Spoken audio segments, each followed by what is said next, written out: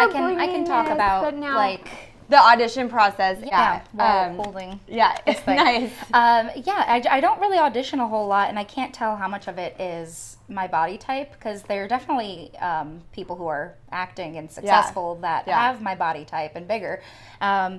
Actually, I was thinking about like just quitting acting entirely around Christmas time, and I got a temporary job at Paper Source, and Chrissy Metz, from This Is Us, she's like the heavier actress on the show, and she walked into Paper Source, and I was like, do you have any words of advice or sage wisdom for someone like an actor like me?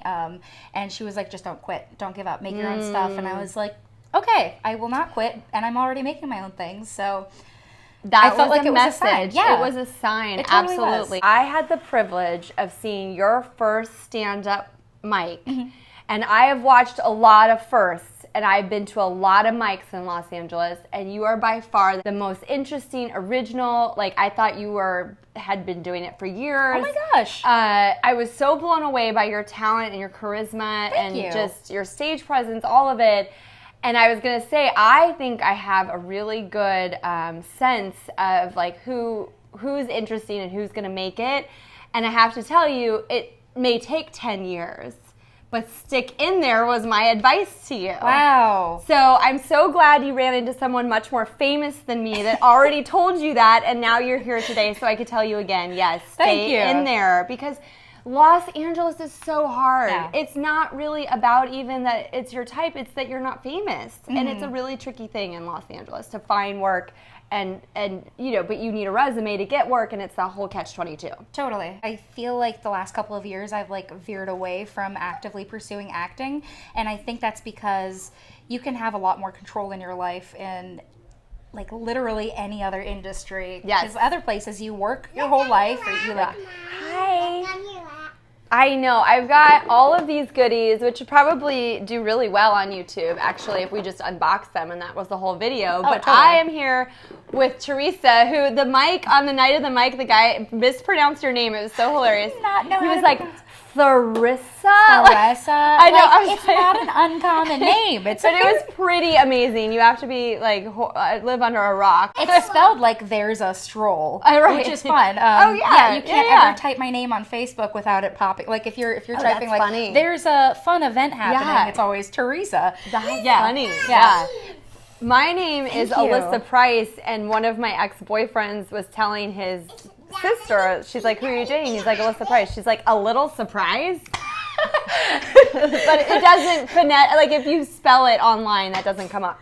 Yeah, it's not the same. It's not as close. Yeah. My mom's name is Marta Stroll, and she called one of her clients one time, and she heard him on the phone. He was calling to his wife. He was like, "Honey, Martha Stewart's on the phone." Funny. But like, I used to wait tables in Hollywood or West Hollywood, and I would be like, I wouldn't enunciate my name very well, so people would be like, "Your name is Therese, Tracy?" And I'd be like, "Yeah, Theresa." I say it really quickly. Do you think people like? Are your parents? Where did they get Theresa? Are you Catholic? Like, what's the? Yes, but not by choice. Okay. As many of us. But I'm just trying to think the Theresa connection. My grandma's name was Theresa, but like a Hungarian version of it. I don't know how to say it. There's a Z in there somewhere. Yes. But I think it's like Theresia, but I'm named after my grandma. Interesting. And it's an old lady's name. I actually really hate my name. Do you? I do. Yeah, I'm like constantly like, what name could I go by that's like not taking somebody else's name, and I'm clearly not trying to like. What's be your cool. middle name? Ann Stroll. Yeah, it's Theresa Ann Stroll. I was thinking of taking my husband's last name professionally, but like I have a couple of credits under Stroll. Well, and so you decided to do your own thing. I totally understand the like not wanting to pursue acting. Yeah. She's got an amazing YouTube channel, The Big Fat Blonde. Yes. You produce musicals.